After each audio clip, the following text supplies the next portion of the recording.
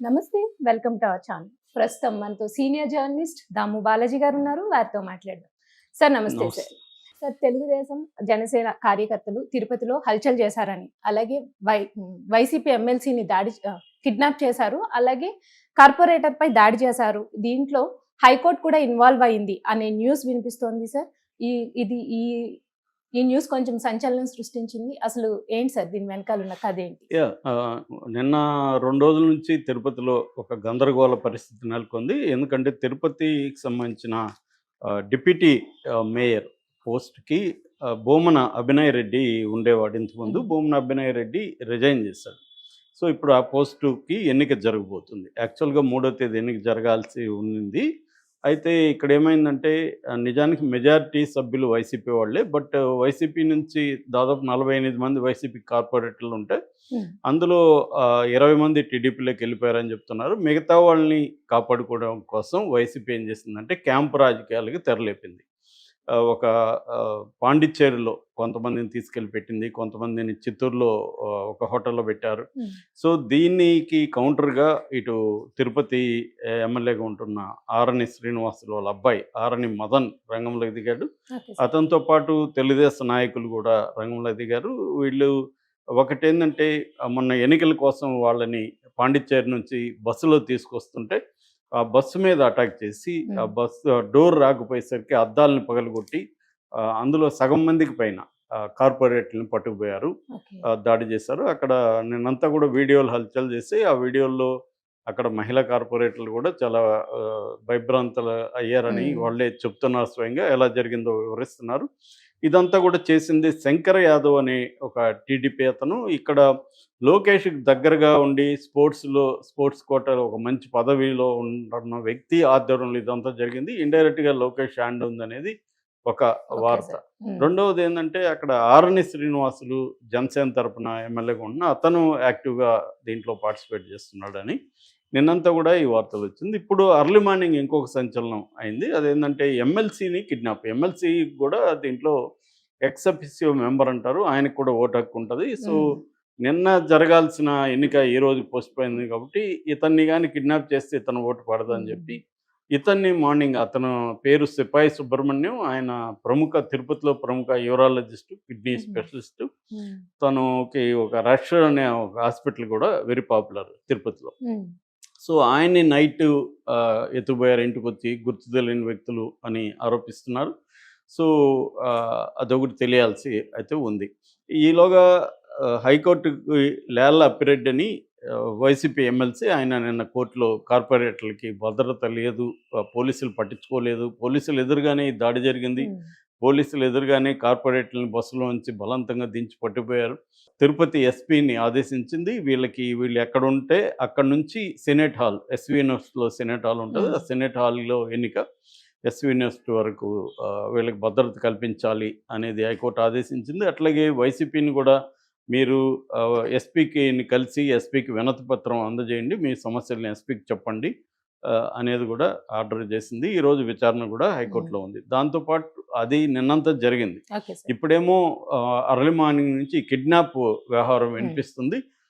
అట్లాగే అభినయ్ రెడ్డి పోలీసులు కొంతమంది వైసీపీ వాళ్ళని రివర్స్లో వైసీపీ వాళ్ళ మీద కేసులు పెట్టి రాజేష్ అనే ఒక వైసీపీ కార్పొరేట్ని అలిపిరి పోలీసులు అరెస్ట్ చేసి తీసుకెళ్లారు. దాంతో అభినయ్ రెడ్డి తన వాళ్ళని తీసుకెళ్ళి ఆ పోలీసులతో గొడవపడుతుంటే తెలుగుదేశానికి సంబంధించిన జేబీ శ్రీనివాసులు, పులిగోర్ల మురళి, కృష్ణ యాదవ్ ఇలాంటి వాళ్ళు పోలీస్ స్టేషన్ వీళ్ళ మీద దాడికి వెళ్ళారు. పోలీసులు అడ్డుకున్నారని చెప్తున్నారు. ఏదేమైనా ఘర్షణ వాతావరణం ఉంది. ఇటు టీడీపీ అండ్ జనసేన దౌర్జన్యాలు అయితే చేస్తున్నట్టు మనకి అర్థమవుతుంది. ఇంత చేసి ఈ పదవి 13 నెలలే. సో, ఈ 13 నెలల పదవి కోసం టీడీపీ అంటే కూటమి నాయకులు ఈ స్థాయి దౌర్జన్యాలకి పాల్పడడం అనేది అందరినీ విస్తుగొల్పుతుంది. ఎందుకంటే గతంలో ఇదే వైసీపీ అక్కడ ఎంపీ ఎన్నికలప్పుడు కానీ మిగతా ఎన్నికలప్పుడు కానీ ఇదే ఇంతకంటే ఘోరంగానే అక్కడ దౌర్జన్యాలు వైసీపీ కూడా చేసింది తిరుపతిలో. సో, వాళ్ళ దౌర్జన్యాల్ని రోజు ఫ్రంట్ పేజీలో రాసేవాళ్ళప్పుడు ఇటు చంద్రబాబు, లోకేష్, పవన్ కళ్యాణ్ పదే పదే చెప్పేవాళ్ళు. ఇప్పుడు వాళ్ళ మనుషులు ఇలా చేస్తుంటే వీళ్ళు మౌనం వహించారు. ముఖ్యంగా పవన్ కళ్యాణ్ ఎందుకంటే తన ఎమ్మెల్యే వాళ్ళ ఎమ్మెల్యే కొడుకు వాళ్ళే అక్కడ దగ్గరుండి అన్ని చేస్తుంటే పవన్ కళ్యాణ్ ఇప్పటివరకు నోరు విప్పట్లేదు. అంటే పవన్ కళ్యాణ్ నేచర్ గమనిస్తే ఆయన సెలెక్టివ్ రెస్పాన్స్ అనేది మనకు అర్థమైపోతుంది. తనకు ఉపయోగం ఉంటే అతను ఏవైనా మాట్లాడతాడు, కొటేషన్లు ఇస్తాడు, చాలా ఆవేశంగా ఊగిపోతుంటాడు. ప్రజలకు ఉపయోగం ఉండే అంశాల్లో మాత్రం తనకు ఉపయోగం లేదనుకుంటే దాంట్లో అసలు నాకేం వినబడదు, కళ్ళు కనబడవు అనే 3 కోతల సిద్ధాంతాన్ని ఇతను అప్లై చేస్తూ సైలెంట్‌గా ఉంటాడు. ఇది మనం ఈ 8 నెలల్లో కూడా గమనించొచ్చు. అంటే ఎక్కడైతే లోకేష్‌ని, చంద్రబాబుని ఇబ్బంది పెట్టి తను హీరోగా ప్రొజెక్ట్ అవ్వాలనుకుంటాడో అక్కడ మాత్రమే స్పందిస్తాడు తప్ప పీపుల్ సెంట్రిక్ అప్రోచ్ అనేది పవన్ కళ్యాణ్‌కి జీరో. ఎక్కడా కూడా ప్రజల సమస్యల మీద స్పందించడం అనేది ఆయన చేయడు. ఆ ప్రజల సమస్యలు తనకు ఉపయోగపడాలి. అప్పుడే అతను చేస్తాడు. ఇప్పుడు మొన్న కూడా మన ముద్రగడ పద్మనాభం ఇంటి మీద దాడి చేశాడు జనసేన కార్యకర్త. అతని కారుని ట్రాక్టర్‌తో గుద్దాడు. దాని విషయంలో కూడా ఇప్పటివరకు అతను మావోడా కాదా అనేది కూడా వాళ్ళు తేల్చట్లేదు. సో, ఇప్పటివరకు అతని మీద చర్య తీసుకోవట్లేదు. సో, ఇలాగ పవన్ కళ్యాణ్ రోల్‌ని మనం గమనిస్తే అతను ఎప్పుడు కూడా జన సైనికుల అరాచకాలను అతను ఎప్పుడు ఖండించలేదు.